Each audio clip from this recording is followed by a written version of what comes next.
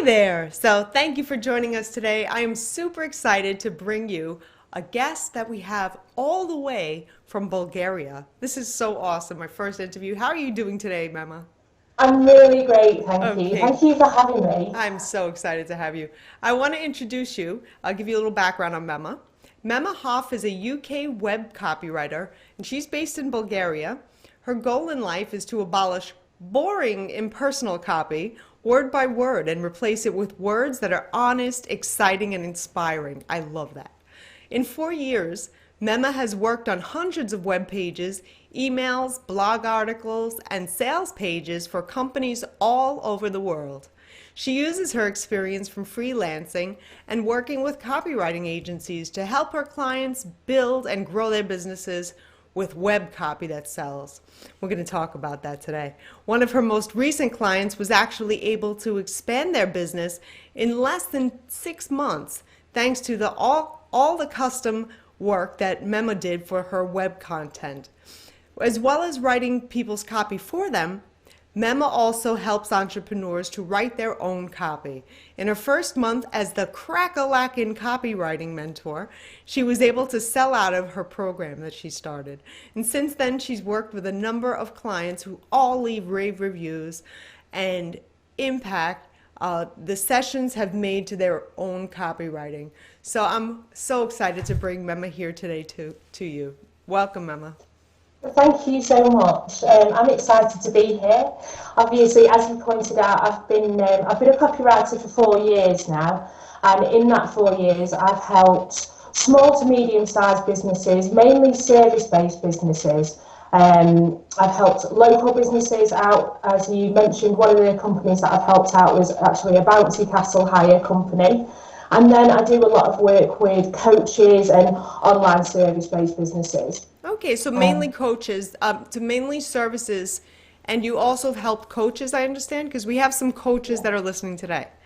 Yes, Okay, a lot of the work that I do these days is with coaches. excellent. So you were working with some agencies and you had gotten some work, so I assume that you work with a wide variety of industries. Yes, that's right. Yeah. Okay, great. So from kind of real estate to people that sell products online, and then yeah to coaches and things like that. Great, great. So tell me, Memma, you're the expert. What are the essential copywriting elements for a website? I'd say two things that people really need to concentrate on are the first one is a call to action, and the second one is writing for your reader. So when I talk about call to actions, a lot of people will kind of put all the information out there and then they don't have anything to get the reader to take action. In fact, I was talking to a lady just this morning, maybe a couple of hours ago now.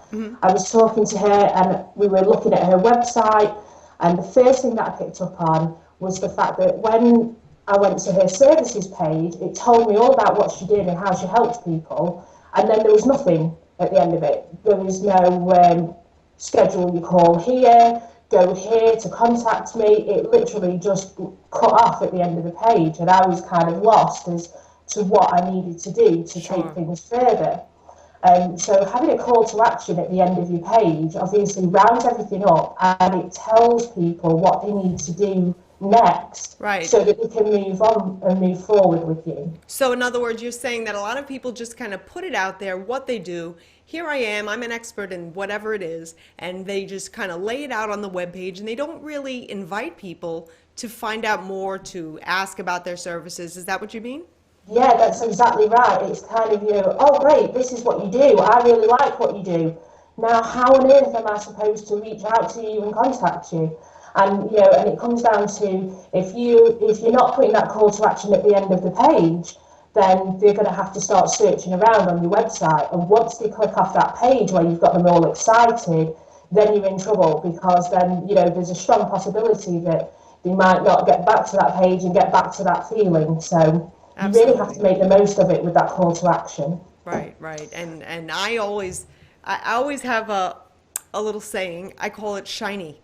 people are always busy, and they're so busy on the internet, especially when they're on a web page. They look for what they're looking for, and then they go and they bounce, and then they go somewhere else. So something is shiny.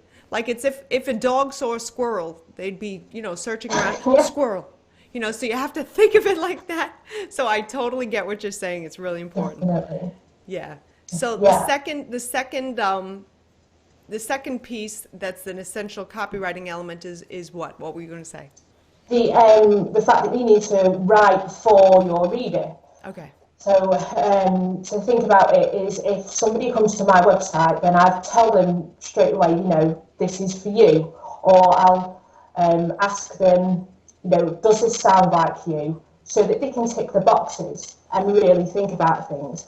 And again, when I was talking to this lady this morning, another thing that I noticed with her website was that even though her copy went through all it went through the kind of process of everything, of what she was trying to do, but it didn't really speak to one person. And when I asked her about her ideal client and who she was trying to attract, she gave me this really detailed profile, and I was like, but there's no kind of connection from what you've got on your website to what that person is feeling or what they need right now. You're not writing to that person.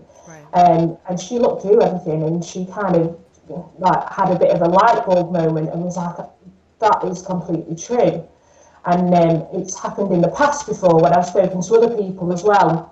I edited somebody's service page a couple of weeks back, and she has just recently, I went through the same thing with her as well, saying, you've got all these great things about the process of what you do, how you help people, but there's nothing in there to sort of speak out to that one person that you've got in mind. So I gave her a few suggestions and said, what do your ideal clients say to you? What do your clients say to you when they come to you? How are they feeling? And she told me a few things, and I wrote them down. So I was like, right, okay, put this in there, put that sentence when your client says, I feel really lost, this isn't happening. And we took that sentence, placed it in her copy for her services page, and she wrote to me yesterday saying, it's great, people are looking at this page, they're saying that it really speaks to them, they've been in exactly the same place. I absolutely love it, Memma, thank you so much. So even though you're talking on your website about what you do, you're actually talking about how you can help somebody else. So keeping it all about, I'll do this, this, this, and this, you need to then show people how it affects them and their lives and how you're going to make a difference to them. So make it more about your reader and not just about you and your business. And that's a great point that you bring up, Memma, about writing to a specific reader, a specific visitor to your website, rather than just generally abroad, everybody that's coming to this website, this is what I can do for you. And it's something that we call in online marketing your customer avatar. Okay, you have to build your customer avatar, your kind of psychographics, like what is it about the lifestyle of your customer that you can really speak to, their pain points and stuff, and we'll go into that in a little bit. But really, you have to really understand who your customers are. And I think what happens is a lot of times these business owners don't really know who their customer avatar is. Do you find that? Yeah, I do find that, or they'll understand part of what they need, but then not the rest, and it's just through kind of thinking it out a little bit more and going beyond what we've got to sort of open it up. But yeah, and once you have that, like you say, then you can write to that one person, because writing to a group of people just means that, then you become background noise. Once you start writing to one person and they feel that, that's when it sort of, the penny drops, and that's when you'll get clicks and calls and things. Sure. It's like speaking through a bullhorn or talking to a small group of people. What's going to have more impact? So I'm always very visual in my thoughts. Sorry. So tell me, Memma, what are the most important elements that you should include on any web page? Okay, so one of the things that I like to talk about is the opening paragraph. Because that is the place, I think, that's the place where people will decide in a split second, like, do I want to be here? Is this the right place for me? Or have I made a mistake? Do I need to hit the back button? Right. So if your opening paragraph is not strong enough to keep people's attention and say, hey, you are in the right place, please read on, then it's going to impact your site in a negative way. So for a killer opening paragraph, what I would suggest doing is to be very, very clear about who you're talking to. So, ask them in some cases, does this sound like you? Is this you? Are you going through this? Or tell them, I help people who are in this position. So for me, it would be, I help entrepreneurs, coaches write their own copy. So people instantly know, oh, I need help writing my own copy. Right. I'm in the right place. If they say, I just need a copywriter, then they're not in the right place. They need to go and look for a copywriter. Calls to action, again, I cannot stress enough how important your call to action is. If you put all the information out there and it just sits there and nobody does anything with it, then you might as well just be talking into thin air. If you really have to get that call to action in there so that people know exactly what to do and make it clear for them as well. So if you want them to go to another page first before they make a decision, tell them why you're asking them to do that. If you want them to fill out a form at the bottom of your page, that's absolutely fine, but tell them, if you want to contact me and you want to speak about this, fill out this form. And it's not that people that are on the internet and that are reading things don't get it and don't get the information. It's just that everybody is so busy. So they really, the clearer that you can send out a message to them and the clearer the call to action is, the less thinking they have to do. So it's like, oh, right, okay, I'm reading, do this next. Okay, that's what I'll do. And if you don't have that there, then you can easily lose clients. Okay, so it's just like what you were talking about before with the elements on a website, but on each page, you really have to have exactly what you're talking about, writing to the reader in your opening paragraph, and then you still have to have your calls to action. So it seems like you have it through the whole website, and it's really good. Yeah, definitely. A call to action doesn't have to be buy now. Right. A call to action is an instruction to help people get further along the process to where you want them to be. So if, for example, you're on your homepage, then you might not be asking people to buy straight from your homepage. The purpose of your homepage could be to send somebody to your services page so that they can look at what you offer in more detail.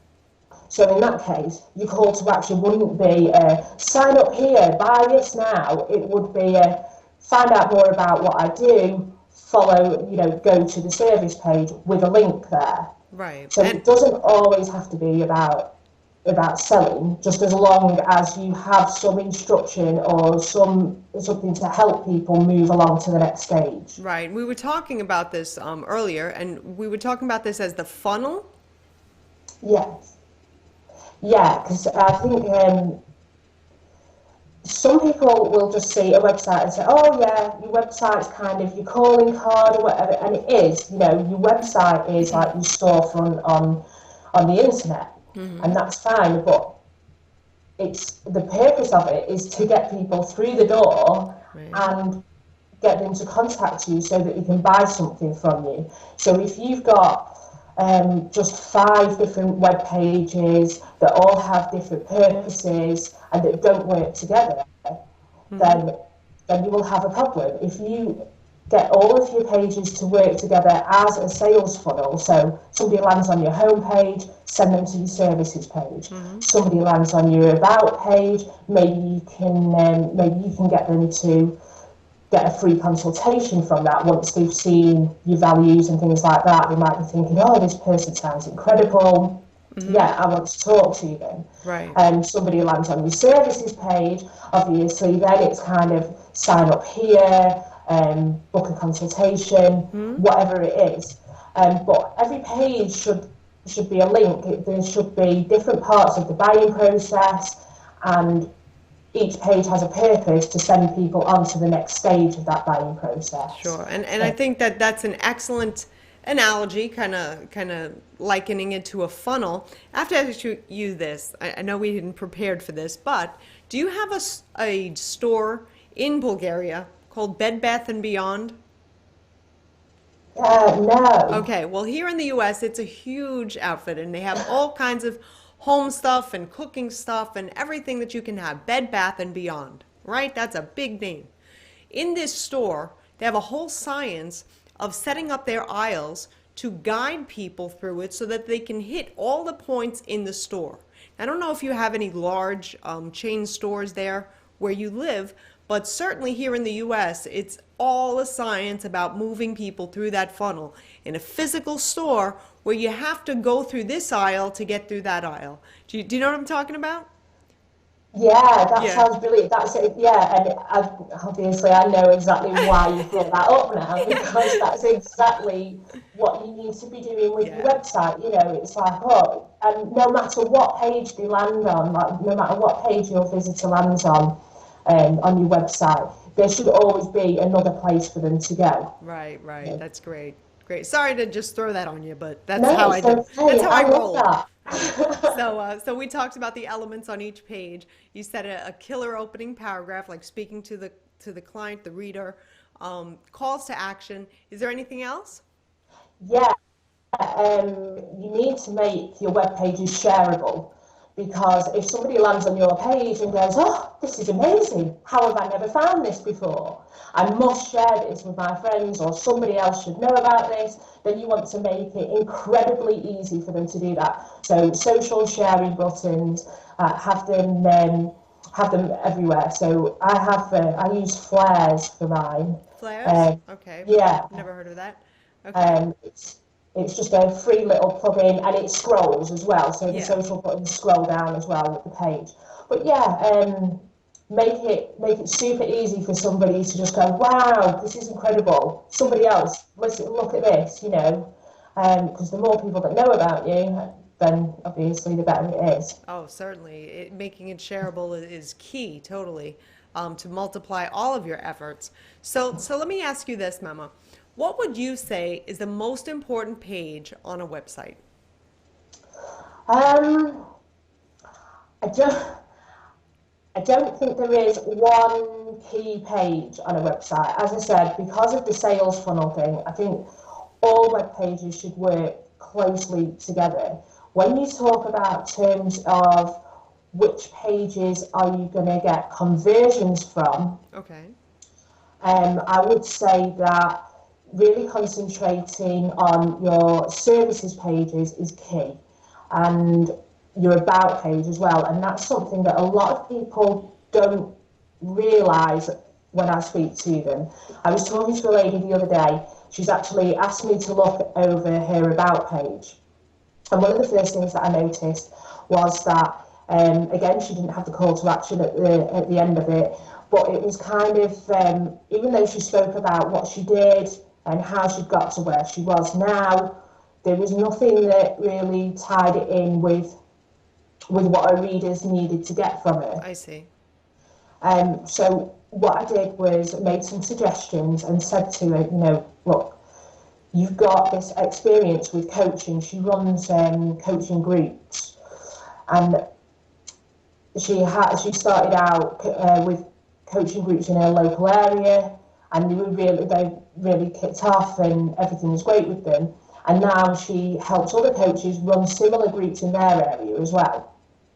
So that's where she's coming from. But on her about page, she didn't really go into why her background helped her now to help Okay. her clients. Sure. Like her Um, authority is what you mean? yeah. Okay. So and then because of that, she also wasn't. I asked her, you know, how many people go through from your about page to coming on calls with you or inquiring anything to do with your programs or anything like that. And she said, oh, people click on my about page quite a lot, but I really don't get that many calls from it or anything.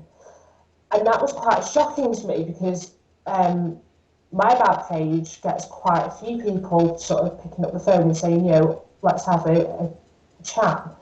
So after the edits, I'm hoping that she gets some more calls, because your About page really can be one of the highest converting pages if you write the copy for it in a correct way. So if you say, this is where I am, this is what I'm doing, this is how I help you, and this is why I'm such an authority in my field, then you can try and push people onto either calls or onto your services page. Okay. And then your services page again, that's kind of the money-making page. Okay. Because that's the place where you're going to ask people to really get in touch with you or buy something from you there and then. Is your services page the same as your About page, or is it a separate page? No, it's a separate page. Okay. So your About page is really establishing yourself as that authority or expert in your field. So it's explaining to people, who you are and what you do and how it is that you are such an expert and how you can really help people. It's also kind of a place where you can brag a bit and nobody's going to mind as well, So and also if you can throw in a few testimonials on your About page, and that's golden too. Okay, good. That's interesting, because I usually put my testimonials on a separate page, but also including them on an About page might not be a bad idea. Yeah, I actually include testimonials all over my website, and I try and get my clients to do the same actually. Because that kind of social proof just scattered in there just a little bit really helps convince people, that it just reminds people that, somebody else has been through this and somebody else is getting positive results here. So obviously you don't want to litter your homepage with 5,000 testimonials, but maybe if you're talking about something and talking about what you do, and then you can say, and look, this is what somebody else said about it, and it ties into what you're talking about at that moment, then that bit of social proof just perks people up a little bit and says, okay, and they kind of read on with renewed interest then. Right. And that's good what you had just said, to really be relatable. And if you're going to include a testimonial, to relate it to the people that are reading it, and relates to maybe something that you had just said you do. So it's very relating to what you're saying, not just throwing them there for any purpose. Absolutely, everything should lead on to the next. I'm a big believer with that as well. Every sentence should lead on to the next. You shouldn't have anything in there that seems completely random. People should be able to go through a process and kind of read through everything and say, okay, then that makes sense. I understand why she's put that in there. I understand why she's showing me this. There shouldn't be kind of any big surprises of, the more people are confused with your website, then the less likely they are to buy from you. Right. The job is to get everything completely crystal clear so that people can make an informed decision and say, this is going to work for me, and hit the buy button. Right, that's excellent. So tell me, Memma, what are the main points that you include on each page? Okay, so first of all, there's the who. So I kind of like to ask questions, and I think that by asking yourself the different questions of what you need to include, you can kind of come up with a little writing process as well, and just jot things down. So you need to ask yourself who you're writing to, which again comes back to that ideal client, and really sort of figuring out, what kind of language you need to be using to attract them, what kind of questions they'd be asking you if you were sat in a room with them, why as well, that falls into kind of why you're doing it and why you're helping them. Sure.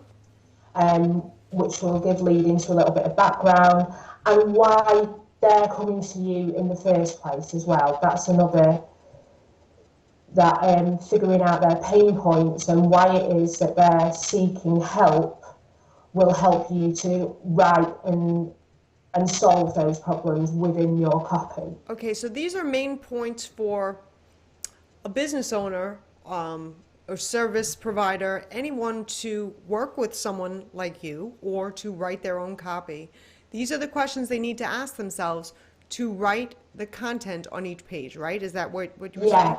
Okay, good. Yeah, so before they sit down, I speak to a lot of people that are just kind of, they don't have really any kind of writing process that they go through. I They see. sit down and they write everything down, which is fine to a certain extent, because if things are clear enough in your head, or if you're feeling in a good place where you can sit down and just get everything down there on paper, that's brilliant. But then you'll need to go back through and make sure that these main questions are being answered, I see. so that you can be positive that your copy is absolutely clear. Good, good. That's excellent. So the last point that you had said that people really need to think about when they're writing their copy is asking themselves the question why. And this leads to the discussion that we were having about pain points. Really, someone would want to use your services because they have some kind of pain that they're experiencing that you can provide the solution for. Is that agreed? Yeah, Okay. that's absolutely agreed. Good. Yeah. So with pain points, is they're really important for a website in answering that question, well, why should someone work with me? Because they're experiencing these pains. They can't sleep at night. They're not getting enough clients, whatever it is. How do your clients find out what their pain points are? Because that's not so easy for everybody to figure out. No, it's not. And one of the things that I help my clients do, and I kind of ask them again about past clients that they've dealt with, because I think that's one of the best sources of information that you can get is, either a current client or a past client, Okay. because they're obviously the people that you love working with, they love working with you, so they definitely fall into your ideal client or your client avatar. So when you reach out to them, or when you think of past conversations and they say the same things over and over again, oh, the other day I sat down to write my copy, I couldn't get any words out of my head and onto that laptop. I was staring at a blank screen for 2 hours straight. It was just a nightmare. I just needed somebody to help. Having that scenario in your head rather than I'm just not very good at writing copy, there's a difference there. So, and sometimes I know that I work a lot with coaches, but actually the bouncy castle hire client that I've got, when I was talking to her, we were talking about pain points and things like that. And for her service, obviously, she deals with a lot of mothers that are organising children's parties and I things like see. that.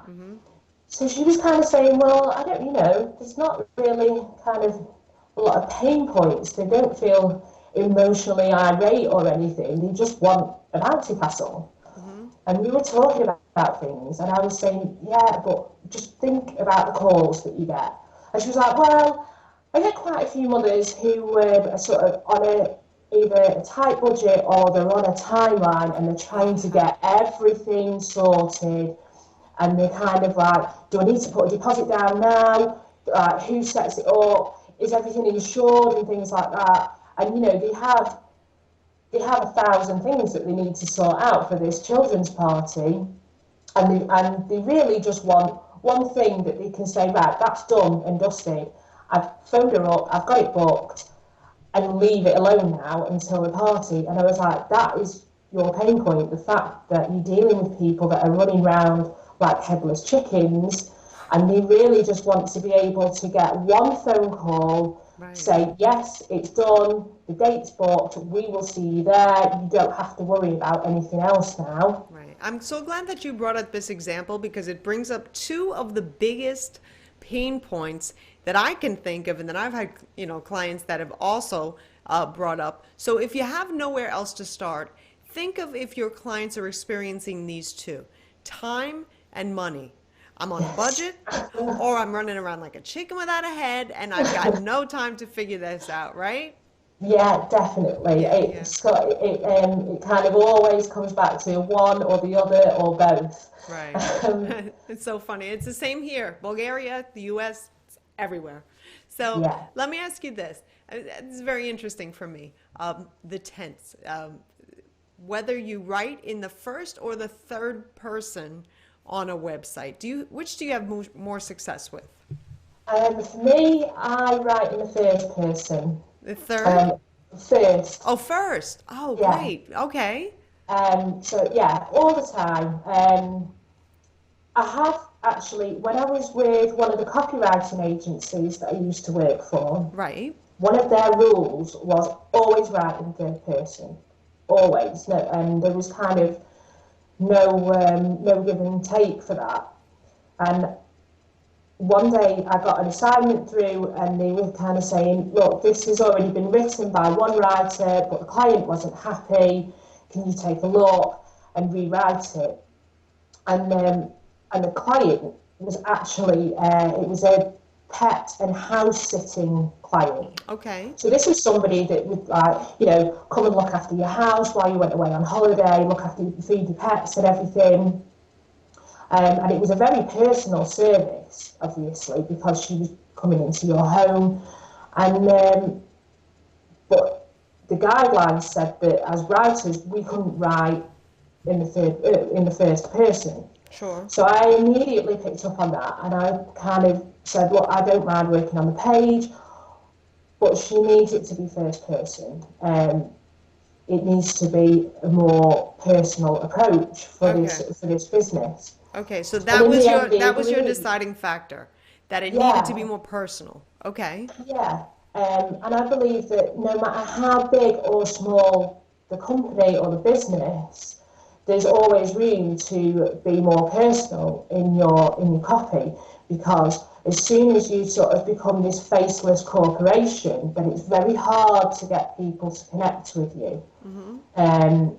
So yeah, for me, I was writing first person, and especially for coaches and mentors and people, I would definitely say writing in the first person. Right. That's a great point, because especially if you're a coach or you're working one-on-one with somebody, you want to make sure that they know that they're getting to know you. And writing in that first person is that first step, really. Exactly, and it's all about that initial connection, and if you obviously you're not going to go around tracking people down on the street and sparking up conversations with them, but that's what your website's for. Right. Somebody who is looking for help or whatever, they come to your website, Sure. it's there, they make that personal connection with Right. you. And I absolutely loved your website. I loved the copy on your website. You didn't have a lot of visuals. You had little like caricatures all throughout, and that's Yeah. your personality. That's great. And I remember one thing in particular. You don't even know that I was going to speak about this. Ha ha. So I was reading it, and you were talking about how you love your clients and that you'd even go out for a pint with them. You know, a pint being a little Yeah. drink, right? So, Yeah. like, that was something that I remembered, because not many people, copywriters, whoever, would write that on their website. And that I liked that very much. It was great because it was in the first person. I got to know you, and we reached out and started having that conversation. And finally, you're here today. So I commend you for that. And I think that's great. So I would definitely recommend going to your website. What is that? The website? Crackalackincopy.com. It's Crack-a-lack and such a copy. mouth. That is a It's such a mouthful, but it's mouthful. memorable. It's definitely memorable. Crack-a-lackin', is that a saying you say all the time? What is that? It is a saying that I say all the time, probably too often if you ask me of my friends and family. Really? But I'm forever sort of, let's get crack-a-lacking. What's crack-a-lacking? I use it all the time. That's funny. So, That's great, and that's who you yeah, are, and I think that's great. People get to know you and have a little fun. I think it's always important to have fun with who you're working with, not just, just working with them. definitely, I agree. I think it's one of the definite perks of being a business owner as well. The fact that you should be able to have fun in your own business, even, whether you're an expert in something or whether you're just trying something, it needs to be fun, because otherwise you might as well work for somebody else, haven't you? Right, absolutely. No, I wanted to have a fun video interview with you today and do this podcast, and we're having a great time. So you're doing great. I have to ask you about calls to action. Now, I know that you've spoken about how they're completely important on a website, taking people through the sales funnel, through the Bed Bath & Beyond aisles. Can you explain what goes into a good call to action? Yeah, it's a clear instruction. Okay. So, for example, fill this form out is a good call to action. If you can try and link it with a benefit as well, sort of, just add a little bit of a pretense on there. So maybe one of my clients is an accountant, and she's just redone her website. And for her call to actions, we've been doing things like writing, get over your accounting headache, fill out the form below, or let's have a free consultation. Okay, Just hold on 1 second. So get over your accounting headache, click here, or I'm not sure. Fill out the form. Fill out the below. form. Okay, so that's the benefit, right? Yeah. Get over your headache. There's the pain point, and that's the benefit of taking the action. So I like that very much. Yeah, and I think it just helps to remind people, well, why should I click that button? Why Right. should I do this? Even though they've read all the information, if you can summarize it in one kind of short sentence and then say, if you want this, do this now. Right. Right. That's excellent. We call it WIIFM. Have you heard of that before?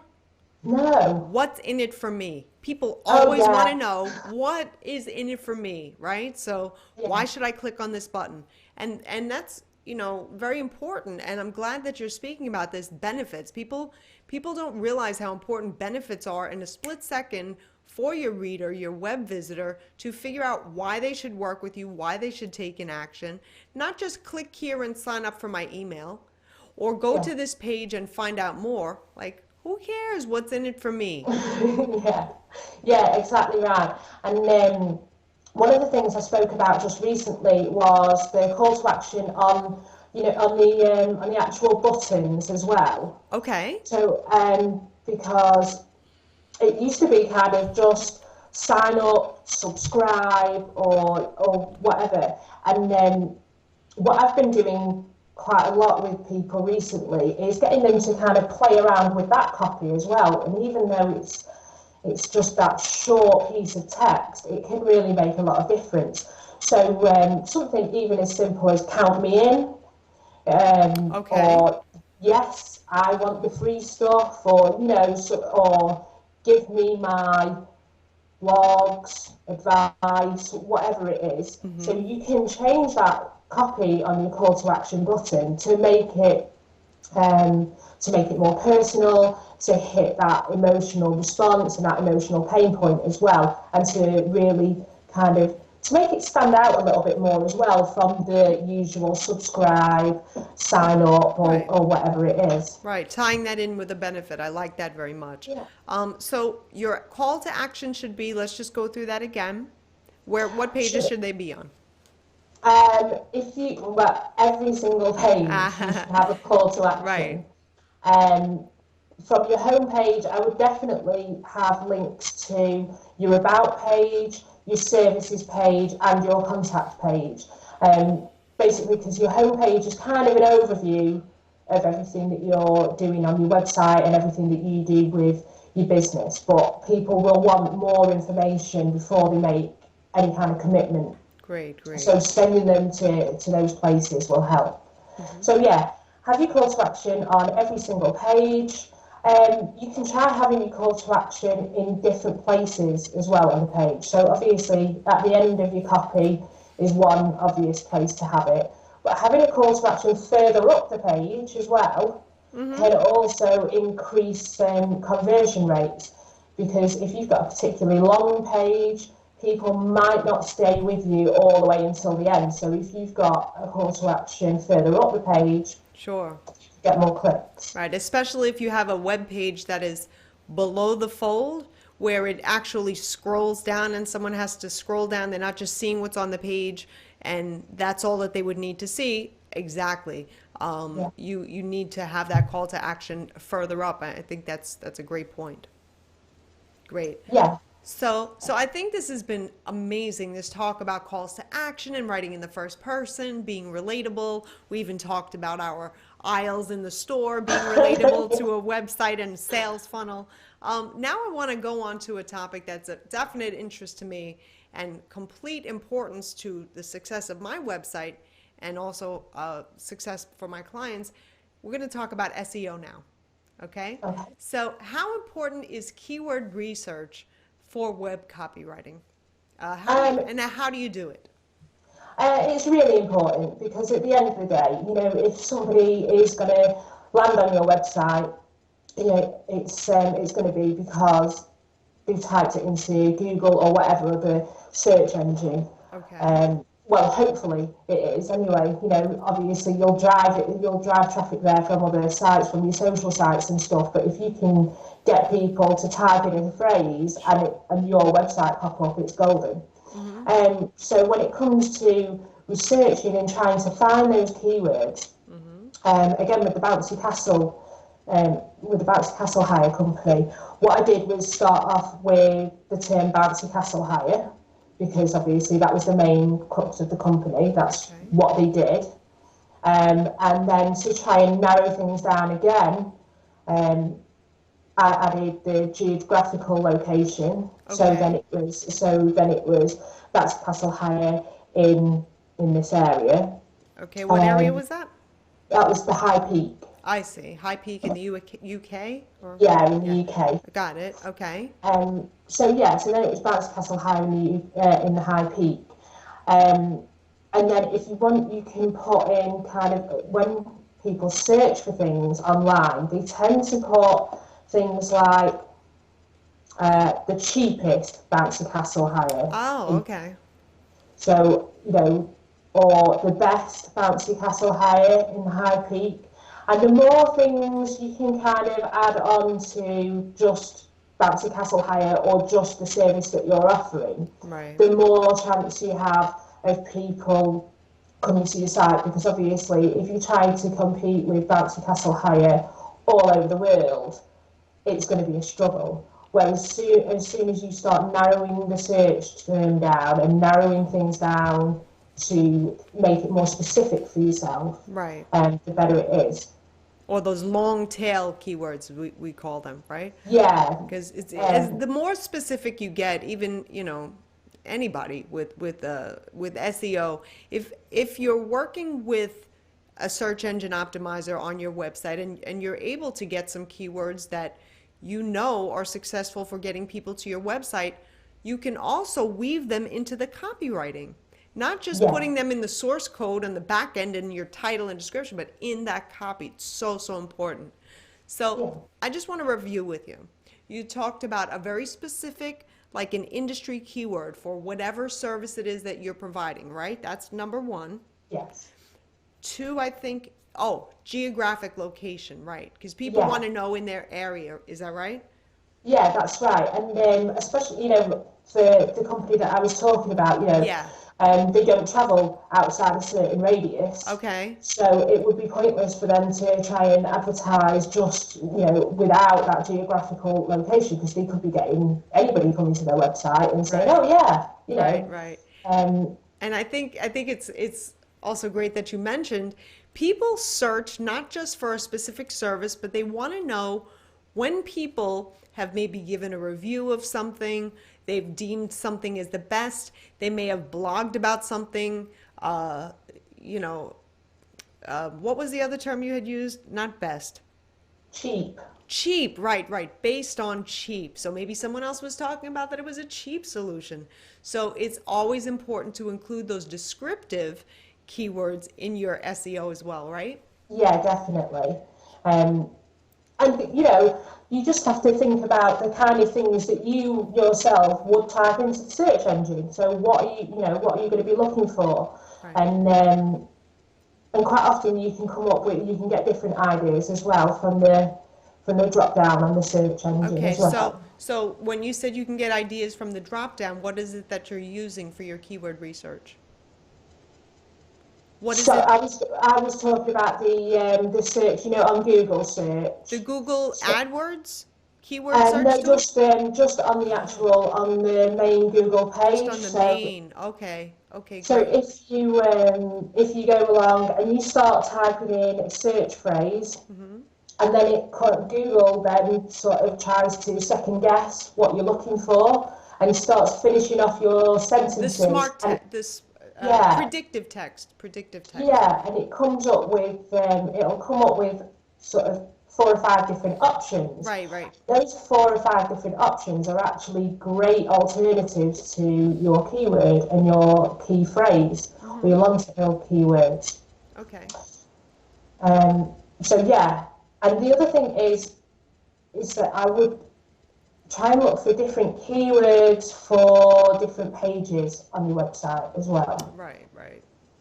Um, so yeah, so for the services page, for example, Hmm. for coaches, you would probably look at hire a business coach, Uh-huh. because it's something that would describe the content on the actual services page a little bit more. Sure. That's great. So you're pretty much doing it very easily on Google. You're using the search bar on the Google search, looking at some predictive text servings that, if you will, that you're given. But also, you can use the Google AdWords keyword search phrase tool. It's a little bit more complicated. Yeah. Sometimes it's a little scary if you're not sure, but you can always ask someone for help. There are people who will do it for you. On Fiverr, I don't know, have you ever used Fiverr? I haven't actually, no, but Okay. yeah, the Someone Google out there will AdWords do one. it for you. Yeah. Yeah. Someone is out there to help you if you're not an expert in everything, or especially a copywriting expert like Memma is today. So, Memma, I want to ask you if you have any special projects coming up. Tell me about that. I've actually got a Black Friday offer coming up. So obviously, what date are we on now? Well, it's the 21st, so that's going Of to be coming up November. Yeah, very I know. soon. Yeah. Um, and that's basically what I'm going to be doing is offering people a bespoke package with me, so they'll get to work with me one to one on their copywriting. Okay. Um, and what will happen is they'll give me a call. We'll talk about what their biggest needs are so far with copywriting, and then I will put together a package. And it could be a case of me reviewing some pages for them, or it could be a case of me giving them a 90-minute call, Okay. a mentoring call. So it depends on what they really need right now. And then there's going to be a fixed low price for that of $67. I've actually had some people testing that out for me lately as well. So I've Mm-hmm. had 3 people test it out so far, and I'm nearly kind of reaching the end of the project with them. So I'm hoping that I'll have some brilliant testimonials for that Oh, as well, brilliant. ready for launch. That'd be great. I would love that. Love to see that, and I want to see it on your website too. So, Yeah. Memma, I want to ask how people can reach out to you in social media, on your website. How can people get in touch with you? Okay, I am on Facebook. So www.facebook.com/crackalacking copy mentor. And my website is www.crackalacking.copy.com. I really should have chosen a different and more easy name. I'll remember it. It's okay. I'm also on Google Plus as well. I've got a page on Google Plus, Okay. and that's Crackalacking Copy as well. Okay. So they should look for Crackalack and Copy, not Memma Hough. Is that correct? Yeah, I have got a personal one for Google Plus as well, but I mainly use the page. So Gotcha. Okay, that's great. Well, it's been exciting talking to you today. I've learned a lot from you and saw a lot of parallels about what you do with online marketing in your copywriting. It's amazing. Like it doesn't get away from you. It's in the copy, it's in the visuals on your website, has to be all throughout. And copywriting, so critical, so crucial. for your website and any of your marketing materials that you do. So I really appreciate you offering your expertise to our listeners today. Thank you so much, Memma. Oh, thank you. I had an absolute blast. Great. So, And this podcast will be episode 55 on the Smarter Online Marketing Podcast. You can see this video on my YouTube channel, my Say Wow Marketing channel, and also on my website at saywowmarketing.com/episode 55. Okay, this has been so great. Thank you so much, Memma. Have a wonderful Thanksgiving in Bulgaria. Do you have Thanksgiving? no Thanksgiving, but I think I'm going to cook like it's Thanksgiving. Okay, well, if you can have a Black Friday special, I'm thinking we got to do something. Yeah, definitely. Great. Well, thanks so much for joining me today, Memma. You take care. Okay, you too. Thank you. Bye now. Bye.